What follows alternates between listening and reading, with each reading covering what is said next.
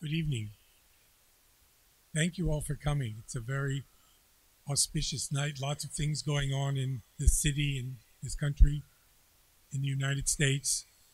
And we're going to turn our attention tonight and for the next four following lectures to the story of the Armenians in the age of extremities, the age of extremes. Each of the lectures that I'm going to give is independent of the other, so one can come to some or all. The whole series together will represent what in the Soviet Union or even Russia today they called a kratki kurs, or a short course of lectures. So they will follow tonight. I'll talk about the making of modern Armenians, then we'll talk about Armenians at the end of the Russian and the Ottoman Empire, then we'll talk about Soviet Armenia, the making of a new nation in the Soviet Union. Finally, the last two lectures will be on the diaspora of the Armenians and Armenians in the world today, particularly in this country, in Turkey. They asked me if I wanted to have an introduction. I said, no, they didn't have to make an introduction. Very often, they always say, oh, this man doesn't need an introduction. So I'm going to tell you a little about myself. It's going to be a self-introduction, if there is such a thing. My name is Ron Sunni, Ronald Grigor Sunni. I am of Armenian background, as we say in the United States, born in the United States a long time ago, of Armenian parents. My mother was also born in the United States, in Philadelphia. My father was born, as far as we know, somewhere between Trabzon and Erzurum, as they were, right before World War I, returning to Russia. My father's family were Russian Armenians. Grigor Sunni, my father's father, a musician, was from Karabakh. My grandmother was from Tiflis. So I have relatives and background then, roots on both sides in the Ottoman Empire and in Russia. My mother's father was born in Yozgat and left in 1909 after the Adana massacres. My mother's mother, Ananem, was born in Diyarbakir and left after the 1894 massacres, the Hamidian massacres. They all ended up in Philadelphia, and that's where I first appeared.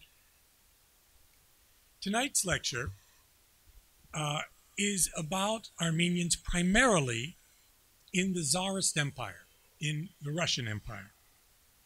Because next week I will focus primarily on the Ottoman Empire, though I will be talking about both empires at once.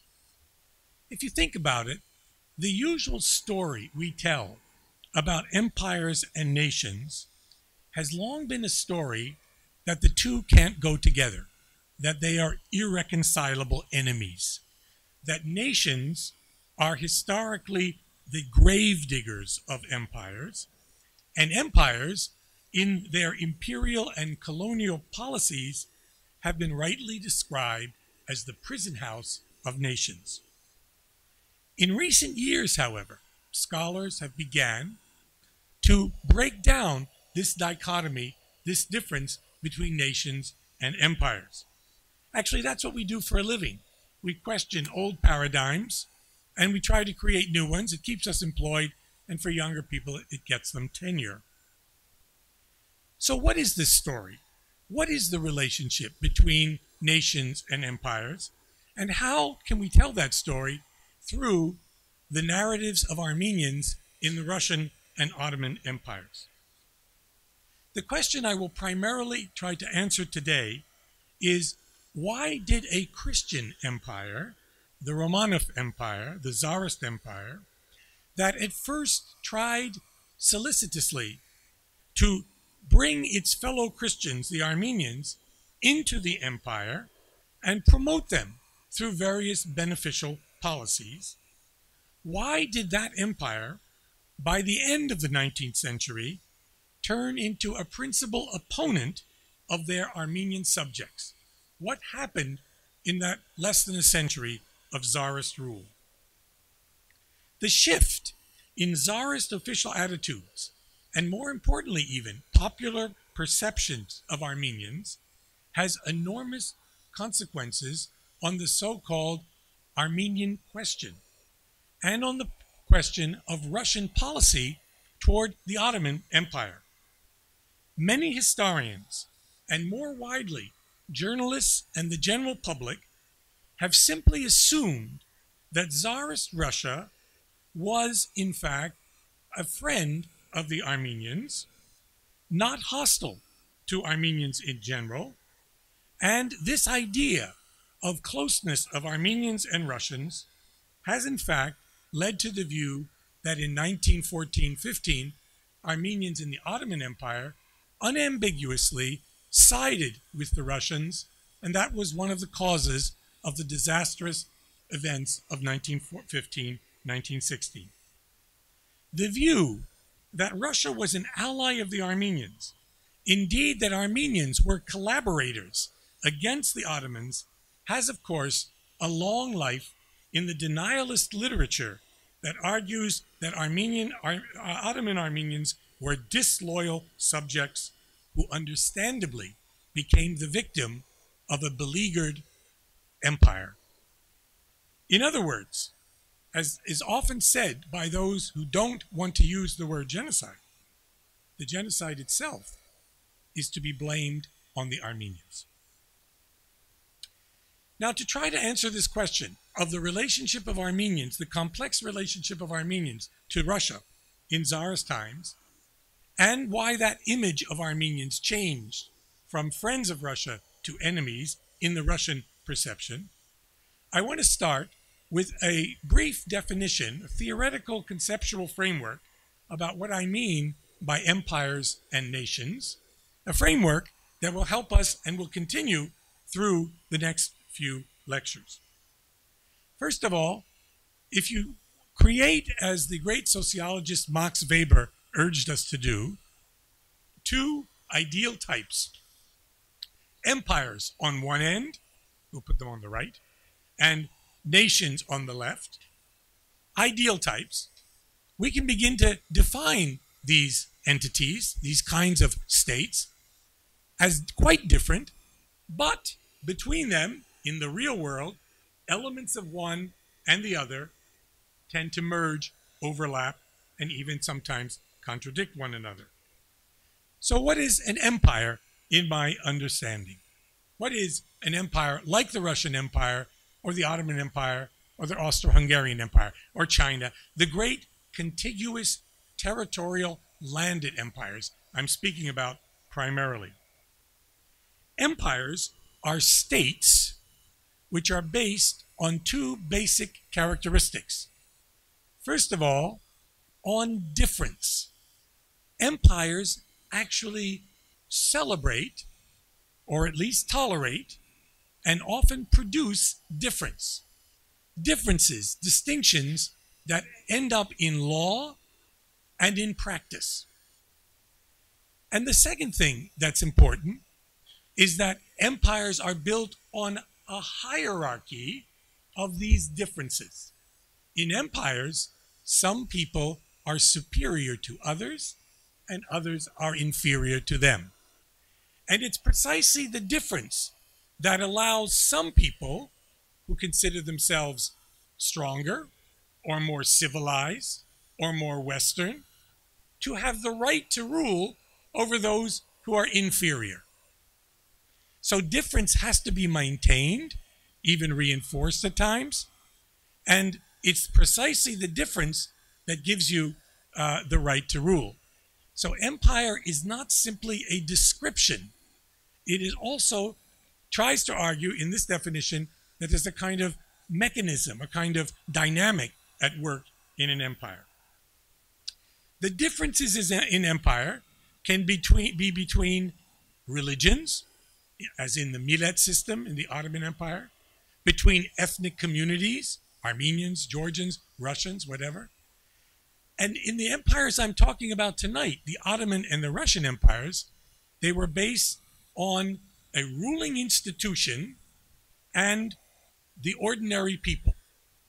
In the Ottoman Empire, the ruling institution, the askeri, the sultan, the nobles, whatever, and the raya, the people down below. In the Russian Empire, the nobility, the Tsar's family, and everyone else, the peasants, right? So you could say that the Osmanlı Empire, the Ottoman Empire, was not a Turkish empire. It was an empire of this ruling elite over everyone else, including Muslims, Turks, Kurds, Armenians, Jews, Greeks, everyone else. And the Tsarist Empire was not a Russian empire.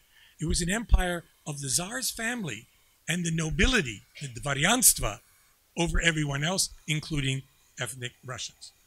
So difference and hierarchy are key to the definition of empire. Now, nations in this ideal type are quite different.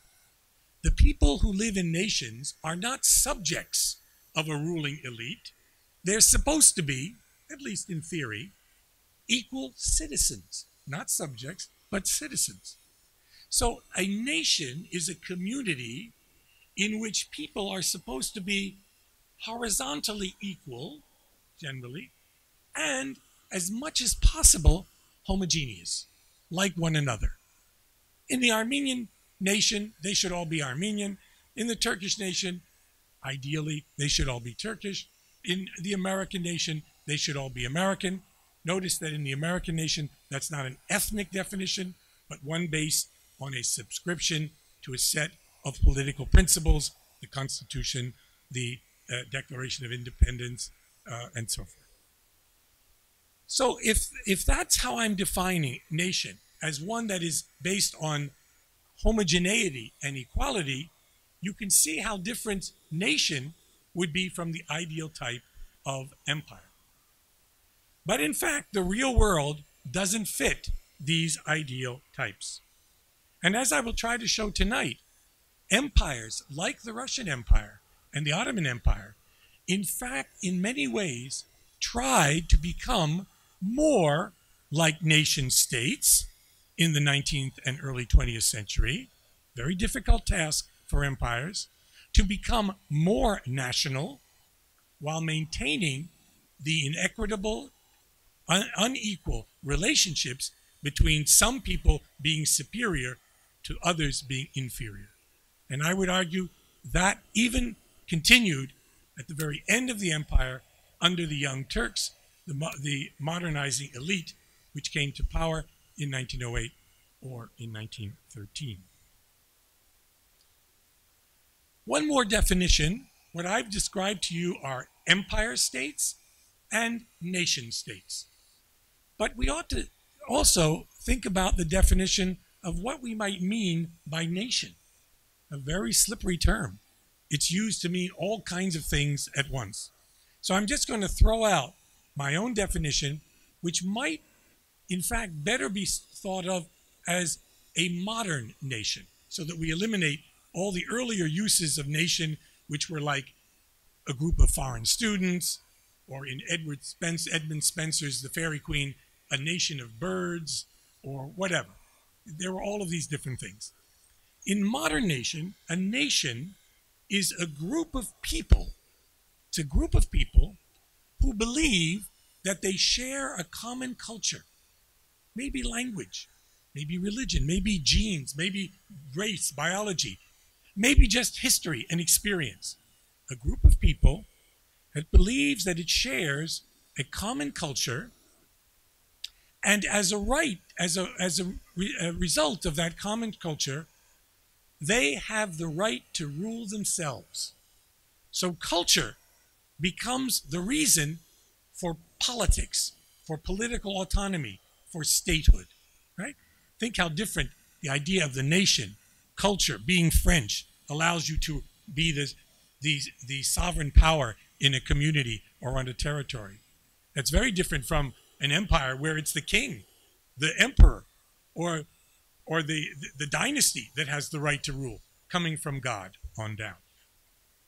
So modern nations then, groups of people sharing a culture who come to believe that they had the right to rule themselves and in fact have a state of their own, a nation state, and maybe even a piece of the world's real estate, a little bit of land, a territory, their homeland, their vatan, their hayrenik, right? That is a modern notion that grew up roughly in the late 18th century and came to fruition in the French Revolution. Now, by the period we're talking about today and next time, the 19th century, empires and nation states were in some competition.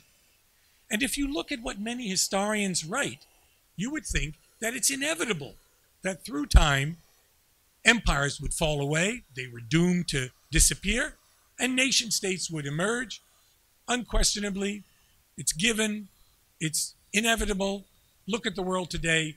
We're all nation states. There are no self-proclaimed empires anymore. But in fact, if you look at the 19th and early 20th century, at what the Ottomans and the Romanovs were saying, they were not giving in or giving up to nation states. The rulers of these great empires were determined to maintain and save their empires and maybe even expand their empires. In other words, they did not see ahead into the future an inevitable decline of empire. And so they developed new ways of thinking about these empires and how to modernize those empires.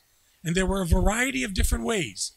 One way might be, as in the Tanzimat, to adopt laws and customs of the West, to compete in certain ways, or to develop industry.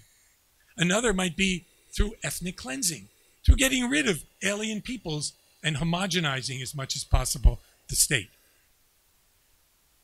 One of the most important mechanisms that empires, including the British Empire and other overseas empires, developed to maintain and justify their rule in the 19th century and early 20th century was through what we call the civilizing mission. The civilizing mission was an idea that the superior culture of the imperial power, the British, could come to India. A small group of white Englishmen could come to India and somehow teach those benighted brown people the ways of civilization, right? And we will bring this gift to you, the white man's burden or whatever. And that justified the ruling of that elite over millions and millions of people in Africa, Latin America, and Asia. The final thing I will say about empire before I get into the history of the Armenians is that I've developed an idea I call the dilemma of empire. The dilemma of empire. Because what if you, as an empire, actually achieve your goal of civilizing those people down below? What if the British train in India a group of civil servants with English education, lawyers like Mahatma Gandhi?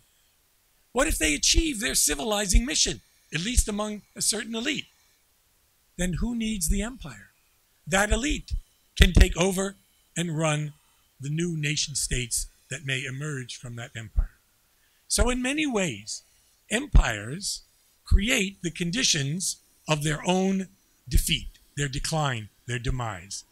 Indeed, one of the things I've argued elsewhere in some of my writings is that the Soviet Empire, which everyone thinks was a great failure, may have been a failure because it was such a success. Those cranky Bolsheviks who came to power in 1917, 100 years ago this year, they came to a country that was 80% peasant, and by the time Gorbachev left, it was 80% urban and highly educated. Who needed a communist party, a nomenclatura, that elite to rule over a country that was ready to rule itself? Well, that experiment in self-rule and democracy hasn't worked out so well in Russia as we might look around, but then it hasn't worked in many countries after the fall of empires. Let's go then to talk about this Russian Empire and the Armenians in the Romanov Empire. The Russians, like many imperial powers, used an imperial logic to conquer and rule over the peoples it incorporated into the empire. The first thing to note is that empires are usually almost always built by conquest. Here is Eastern Transcaucasia, what is now parts of Armenia and Azerbaijan, and it was conquered along with Yerevan Khanate and other parts, Georgia, in the early 19th century. And that area of Transcaucasia, at first, was brought in by military means. But almost immediately, the Tsars attempted to turn raw power, the violence needed to defeat the foreign enemies, largely Persia, but also the Ottoman Empire, taking over this area. They tried to change that use of raw power into legal authority.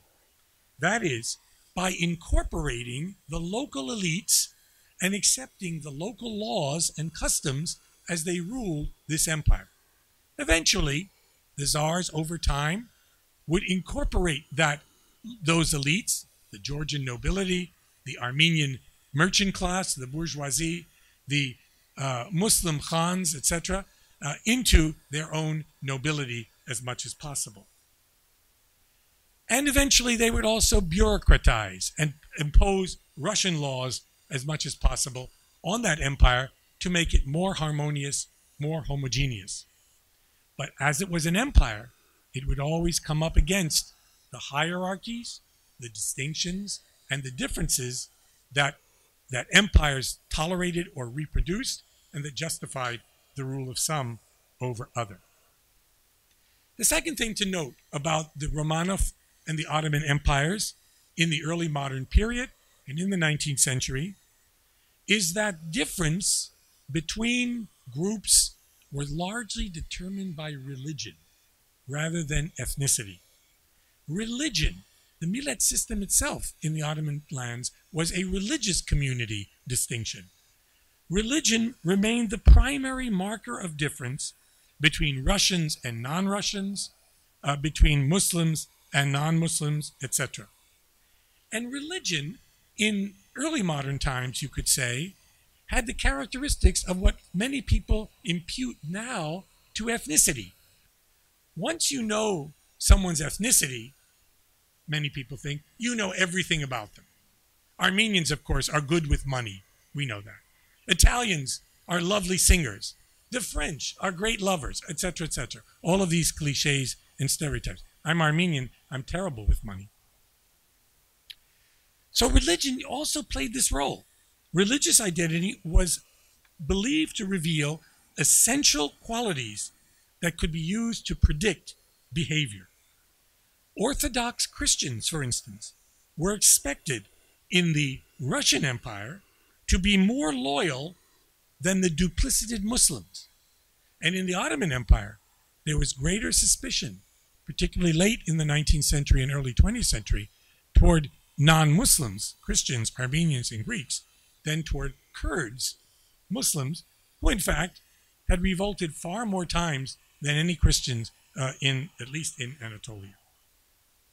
Not infrequently, enlightened state officials argued that in the Russian Empire, that if they could only get these Muslims, Jews, and others to convert to orthodoxy, to the Orthodox religion, that would strengthen the empire as well as bring civilization to the populations of the borderlands. Occasionally, the Russians did try Russification, and they're often blamed for this. But by the way, they didn't do it very well, and they didn't do it very often. And the worst thing a government can do, if any of you turn out to be an emperor, you should know this, is to give a little bit of repression or a little bit of forced conversion, and then to lift your hand, because this will only encourage people to redefine and to harden their own ethnic or religious identifications. So, beginning with Peter the Great, Peter the First, who ruled at the beginning of the 18th century, Russia's efforts to modernize the state only occasionally included cultural Russification. There was bureaucratic Russification, laws, practices of the state were to be harmonized, but only occasionally, as under Alexander III in the 1880s, I'll talk about that later, was there cultural Russification. And it didn't work. In fact, it created its opposite. Now, When I talk about Armenians in this empire, this is a picture of Sayat-Nova, the great poet, before the Russians came to the Caucasus. A poet, by the way, who was quite cosmopolitan, who wrote poetry and sang songs in Armenian, in Georgian, and in Azeri Turkish as well, representing a kind of imperial cosmopolitan aspect. When the Russians came to the Caucasus in the early 19th century, they came, of course, with their own preconceptions, projections, and stereotypes. They came with what would develop into what I call, and I'll try to define that, an affective disposition, an emotional preconception of who people are and how they are likely to behave, who might be friendly, who among the others are likely to be hostile. When the Russians looked down at the Caucasus, they looked at Armenians as largely a religious people who were defined by their faith and by Christianity. And so the first powerful image of Armenians was that of the Christian, of a brother, a sister to the Russians. But they also had two other images. And the story I'm going to tell you today is how some of these images would overcome others. Besides the Christian image, there was an image of the merchant, a commercial image. Now, this particular picture is from a Soviet film, Bepo, made by the great Armenian director Beknazarov, Amo Beknazarov. But it shows that Armenians in Tiflis were among the lower and upper class in the merchantry.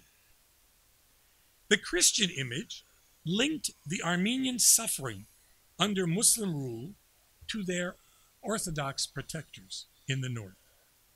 This image, the image of men of commerce, also, for the most part, tied Armenians to the expanding economic world of Tsarist Russia. But these two positive images would be replaced by the third image by the end of the 19th century. And that is the image of the Armenian as a conspiratorial, subversive revolutionary, an opponent of the state, a rebel. And this image, once it took hold in official circles, deeply alienated the Russians from their Armenian subjects and led to persecution and repression. Ironically, at the very time, the late 19th century and early 20th century, when the Ottomans feared that their own Armenians would be friendly to the Russians were turning against the Armenians, arresting them and repressing them, closing their schools, taking their land away from the church, and alienating many Armenians who might have had some affinity toward the Orthodox protector from the north into enemies of the Russian state as well. So it's a more complex picture we have than the simple picture that we find in much of the literature. Indeed, the very policies of the Russian state would help to sharpen these images and accelerate the development of forces that would give this final image a dangerous reality. Now, the first context between Armenians and the rulers of the Russian lands goes way back to the 10th century. Indeed, it was the court of the Byzantine emperor here in Constantinople, Basil II, when Armenians first became prominent and connected to the Russian world. When the first Russian state, if you could call it a state, and I wouldn't call it a state, of Kiev, joined the Christian world at the end of the 10th century, Prince Vladimir of Kiev married Anna, the sister of Basil II. Both of them were members of the so-called Macedonian dynasty, which Armenians always find any Armenians who are out there, remember, really was of Armenian origins. And in succeeding centuries, Armenian merchants traded in Russia through their base in the Crimea, and in later Middle Ages, Armenians established themselves as traders in Moscow and Astrakhan and other cities, and eventually the Armenia itself, or a small part of Persian Armenia, and later some parts of Ottoman lands, came into the Russian Empire. Here, this picture shows the Russians arriving at the little town, about 20,000 people, if that, of Yerevan in 1827, 1828. And then when Armenia, a little piece of Armenia was brought into the Russian Empire, a massive exchange of populations took place. Many thousands and thousands of Muslims left this area and moved to Persia or to the Ottoman lands, and Armenians moved from the Ottoman and Persian lands into what they hoped would become an autonomous Armyanskaya Oblast, or an Armenian district.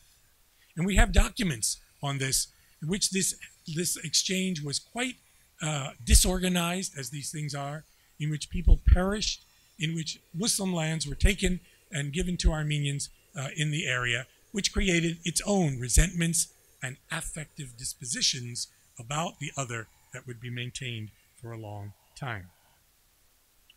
But the major image at this early time of the coming together, this guy here, handsome fellow that he is General Pashkevich, the one who led the siege of Yerevan, and he was later called Pashkevich Yerevansky, or Yerevansky, the ruler of that area.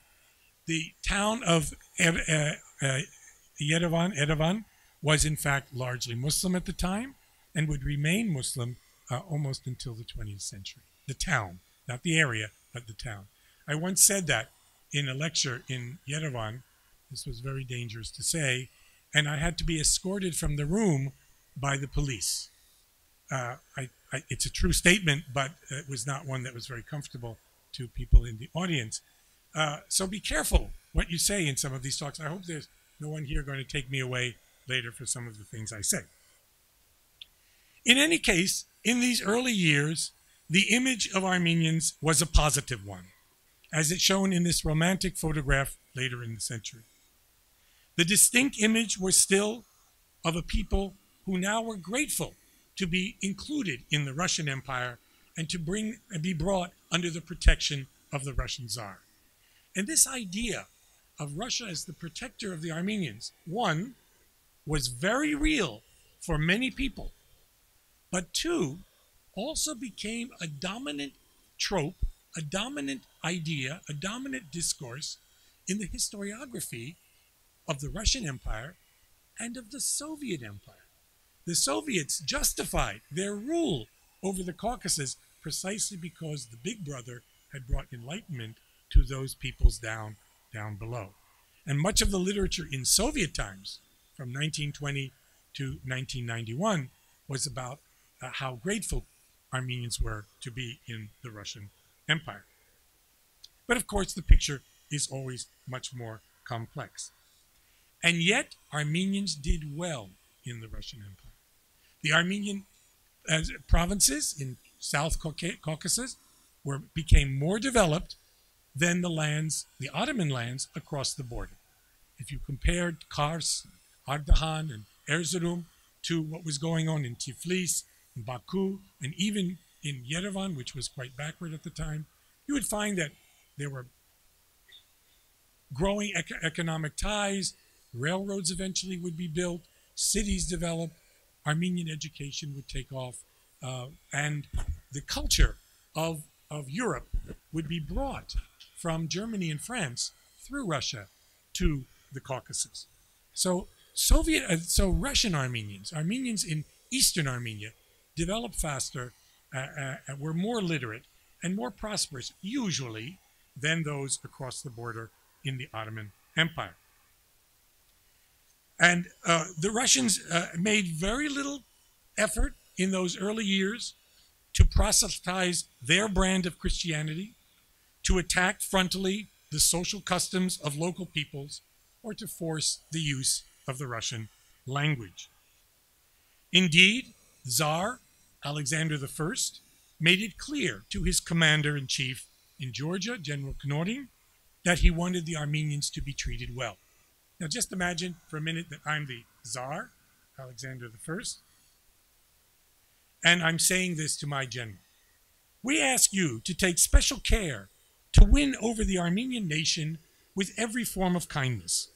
Because of the numerous people of this tribe in areas contiguous to Georgia, this is one of the most dependable means of increasing the power of these people, and together with it, the strengthening in general of the faith of the Christians. And so not only Alexander, but his successor, Nicholas I, gave the Armenians, and particularly the Armenian church, special rights in the area and special freedoms to run their own affairs, within limits, of course, in the South Caucasus. But at the same time, as this was happening to Armenians, good things like the so-called Polozhenia, or a law of 1836 that gave the church properties, there were ideas about Armenians that were developing in elites and in common people that already had more ominous overtones. I want to mention one case. First of all, the Georgian nobility. The Georgians were generally either nobles or peasants. Of course, most people were peasants. But if you had 3 or 4 pigs, you were probably a noble in Georgia. It didn't take a lot to be a noble, and there was a very high percentages of nobles in Georgia. Very high percentage, higher than in Russia, as a matter of fact. And I write about this in a book called The Making of the Georgian Nation, which is published in English, unfortunately not in Georgian, but because Georgians buy the book, but they're not happy that an Armenian from America has written this book about Georgia. The Russian aristocracy also had attitudes, like the Georgian aristocracy, about those Armenians, those merchants who did things like business, who dirtied their hands with commerce.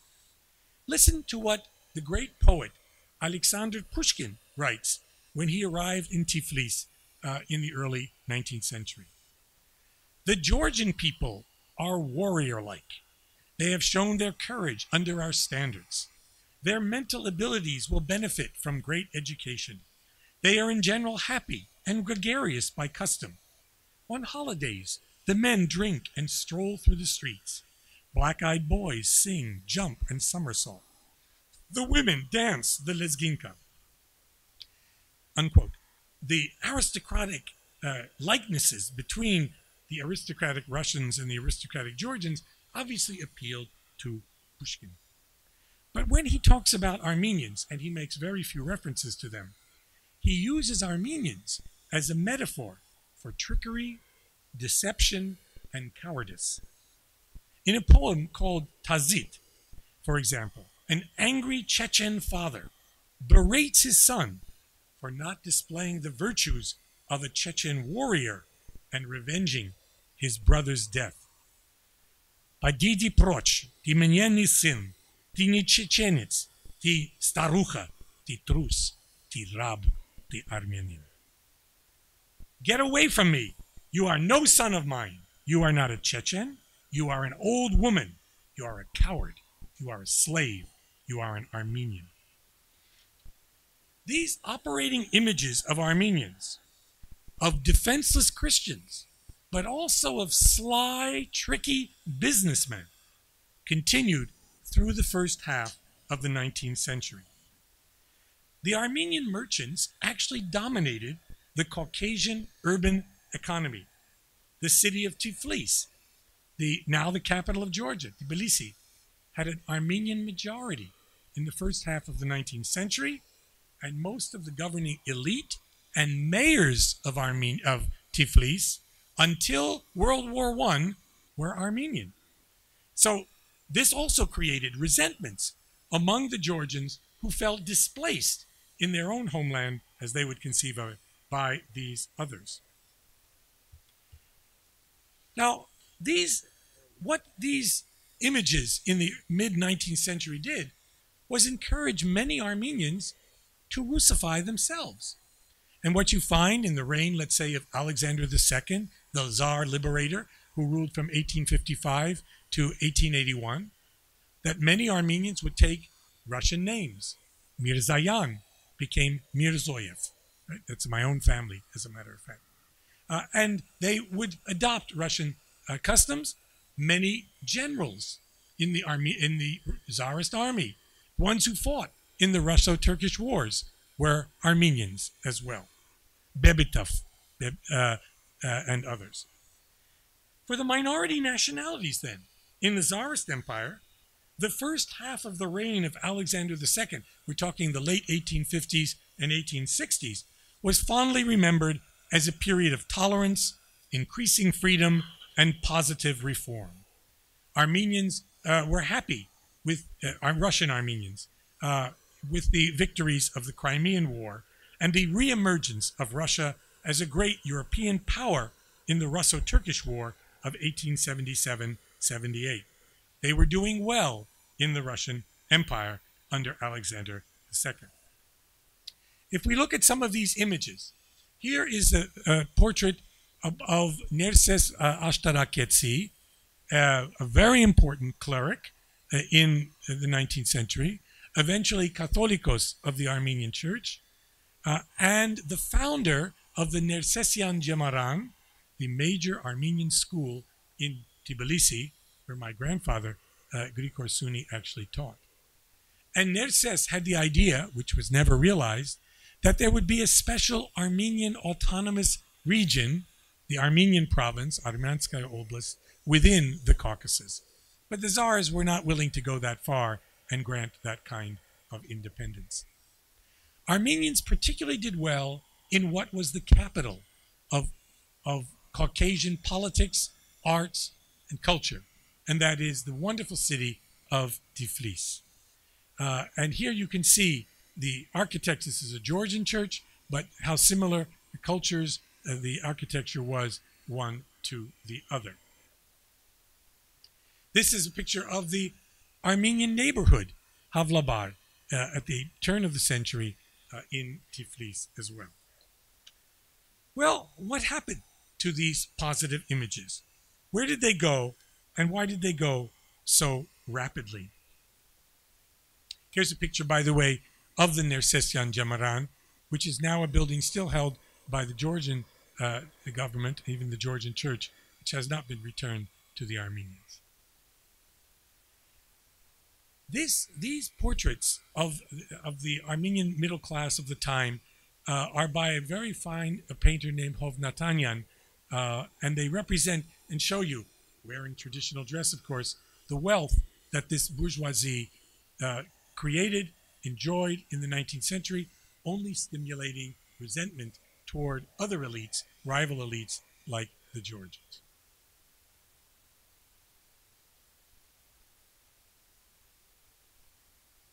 Hammams everywhere, right? This is in Tiflis. It's a lovely street in Tiflis. Things began to change, as far as I can tell from reading the materials, roughly around the end of the 1870s. This is a woman from Shusha, to show that not all Armenians were obviously rich and wealthy. The majority of Armenians were peasants, of course, as they were in most cultures of the time. This is a picture, a wonderful picture by a painter named Surenyans of the Sur Heripsime Monastery or church, and it shows also how plain and empty much of what is today Armenia was. The wealth was in Baku, the wealth was in Tiflis, and Armenia was somewhat, what is now Armenia, Yerevan province at the time, was a somewhat backwater scene. Okay. Things began to change when Armenians, like this fellow, Mikhail Nalbandian, joined with the Russian oppositional intelligentsia, beginning roughly in the 1850s, and began to talk about liberation, about emancipation of peasants, of the land, and to some degree of the nation itself. Armenian nationalism came largely from abroad, from Europe, and from the Caucasus. Only later did it penetrate the Ottoman Empire. But these Armenian revolutionaries in the Russian Empire were largely concerned with two things which were somewhat contradictory. Many of them were concerned with joining the Russian intelligentsia in a common struggle against Tsarism, and in general, playing down their nationalism. But many other revolutionaries, the ones that would go on to form the major revolutionary political parties, the Hunchaks and the Dashnaks, were more concerned with liberating their fellow Armenians in the Ottoman Empire than they were with problems in their own, often native, Russia. A leading figure of the time, of course, was the one-time Patriarch of Constantinople, the Bishop of Van, later Catholicos briefly, Hrimian Heirik, who was an inspirational figure through the 19th century and is more important in our lectures in the Ottoman days than in the Caucasus.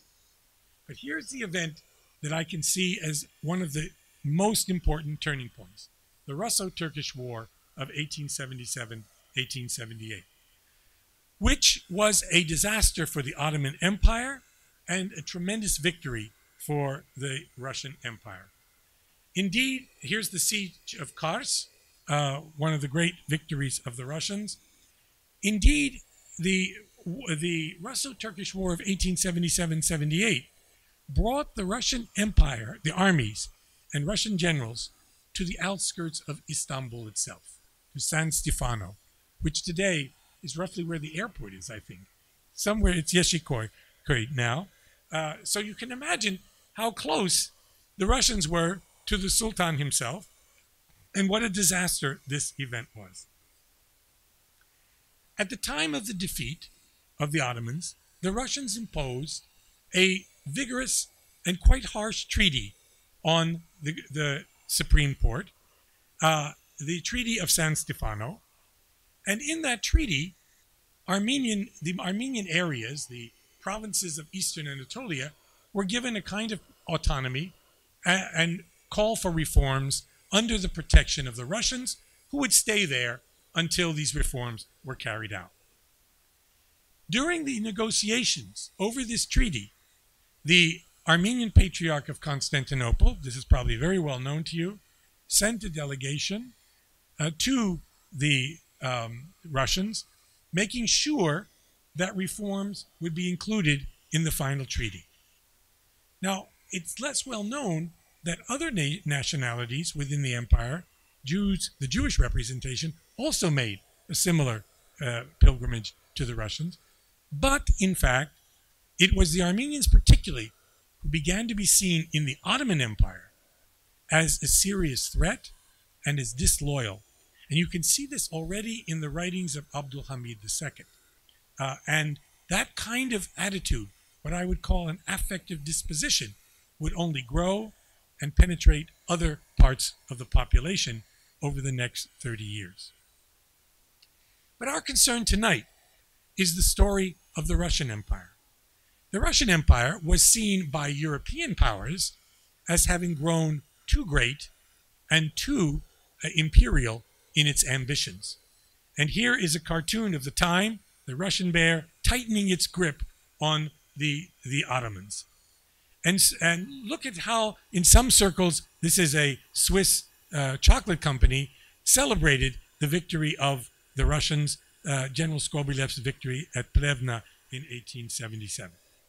And so the European powers gathered together in Berlin under the aegis, under the dominance of Otto von Bismarck, and they curbed, they reduced the advantages and the gains that the Russians had made in the Treaty of San Stefano.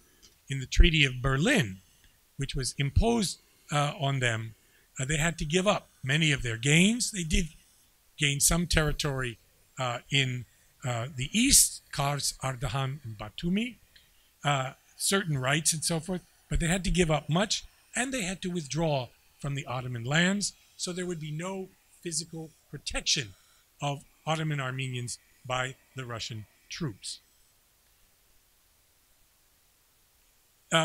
In the next few years, one of the generals who was prominent in the war of 1877-78 was General Loris Melikov, an Armenian, who rose to become what was called he would be called dictator of the heart. He was the most powerful man in the Russian Empire next to the Tsar himself. And he began to design a series of reforms for the empire, which some have conceived as a constitution. It's hardly a constitution, but it did give some representation to people who then could appeal to the Tsar for this or that decision. The very day that Loris Melikov's so-called constitution was about to be signed by the Tsar, March 1st, 1881, the Tsar was murdered by revolutionaries. And everything changed almost immediately. Loris Melikov himself was dismissed as Minister of the Interior. He was considered neistny Ruski, not a true Russian, and people began to play on the fact that he was in fact Caucasian and Armenian, and was seen as, again, in some of these dominant images, as tricky, sly, duplicitous, not to be trusted. The man who came to the throne after his father was murdered was Alexander III. Alexander III was a big, husky Armenian. He was not hardly an Armenian. He was a Russian Tsar, who, by the way, was a noted anti-Semite. He said something like, "I am always happy when I hear they are beating up the Jews." He was extraordinarily reactionary, but he was very powerful. And he was one of the most important instigators, along with his ministers and advisors, of a Russifying campaign that included, in 1885, the closing of Armenian schools in the Russian Empire. Now, one might think, well, first of all, is that a significant event? Armenian schools were legal by law, by the law that had been promoted with the church in 1836. There were dozens and hundreds of these schools. They were creating their own intelligentsia within the country, within the empire, and now they were to be closed. It is the closing of those schools that gave rise to the first significant revolutionary movement. People like Christoph Mikhaelian came out of this movement to later found the Dashnak Party, the party here represented by its newspaper, Droshak. That movement of revolutionaries, of course, they were small in number, they were few, but like very many weak revolutionary movements, they would use a weapon of the weak, namely terrorism. And so their shock value, the assassination of a governor of Baku, a strike here, a protest there, whatever, created a much more volatile and vivid image of the revolutionary than their actual numbers might have indicated. And it is this new image, then, of the revolutionary that began to overcome the earlier images, or better to say, combine with the earlier images. So Armenians were a different religion. They were the other. They were Christian, yes, but they weren't Orthodox, as the Georgians were. They had their own church. And they were merchants. They were taking advantage of us. They were exploiting the poor, innocent Georgians and others in the country. And those images that once had been so positive, you could see in the literature becoming more and more negative at the turn of the century. Precisely at the time that a similar kind of negativity toward Armenians, once known as the loyal millet in the Ottoman Empire, began to develop in that other empire among the Ottomans. Here are two very graphic and beautiful, in some ways, pictures of the Hamidian massacres of the 1890s in the paintings of Surenyans, the same one who painted that picture of Hripsime Vank. So the story ends around 1905, 1917, when these two guys, these two characters, Tsar Nicholas II and his wife Alexandra, were on the throne. Here they are in a costume which is practically medieval in inspiration. Because at this point, the Tsar himself, and certainly his wife, had turned to a kind of antique Russian nationalism, celebrating the most conservative forces in the empire and highly suspicious of any forces or any national movement they were determined to crush them. In 1903, Nicholas II ordered not the closing of schools particularly, but the seizure of the lands of the Armenian church, again breaking the very polygenia, the law that had been promoted almost a century earlier. That event, the seizure of church lands, led a almost unified Armenian national movement, led largely by the Dashnaq-Sutyun, turning their attention away from the Ottoman Empire back toward the Russian Empire. And that coincided, 1903, 1904, 1905, with the Russian Revolution that broke out after the defeat of the empire at the hands of the Japanese, Russo-Japanese War of 1904, 1905. Eventually, Nicholas had to give in to the demands of the Armenians.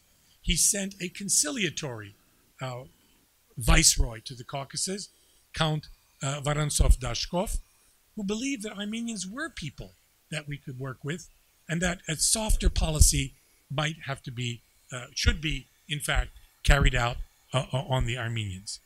That never quite occurred, though the complexity of Armenian-Russian relations would be revealed in the disastrous days of World War I, which will be the topic I will talk about next time. So, my argument today, first of all, has tried to trace this movement of images from one to the other, from Christian and commercial to conspiratorial and revolutionary. And my explanation lies still at the level of perceptions and images, the way in which experience is interpreted selectively and strategically to create a certain understanding of the world. That understanding of the world, which is both cognitive and emotional, both rational and also driven by emotions, together combines to create the images of the other that the ruling group and even in the population begin to develop. And here you can see that the Armenians may have created their own problems by their own success, by being distinct religiously, by being successful commercially, where they became the dominant bourgeois group in the Caucasus, as well as in large parts of the Ottoman Empire. And finally, because they were inspired both by Russian repression and secondly by the desire to help liberate their Ottoman Armenian compatriots, and thirdly by the developments in Europe to create a nationalist movement. It's important to remember that the leading Armenian political party in Russia, the same one that would dominate in the Ottoman Empire, particularly after 1908, the Dashnaq-Sutyun, had made it clear that their program was not to create an independent Armenia, but autonomy for Armenians, a degree of self-rule and protection from the state or foreign powers to guarantee their life, their property, their right to exist. That also would be forgotten in the denialist literature that would emerge later. So Russia, yes, the Russian history with Armenians, it's complicated. It's one in which many people, both Russian Armenians and Ottoman Armenians, may have found some affinity and some affection for the Russians. But at the end of the empire, that was tinged, that was colored, that was even darkened by repression against Armenians that went on in the last 30 years of that empire. In 1912, 500 Dashnags were put on trial in the Russian Empire uh, uh, because they were considered subversive. They were defended by none other than a prominent lawyer named Alexander Kerensky, who would later become prime minister of revolutionary Russia. So it's a complicated story, but it seems to me that's what we do as historians. Again, it's the way we make a living, the way we get tenure. We make the story more nuanced, more subtle, and hopefully better for understanding what happened and where we came from. Thank you.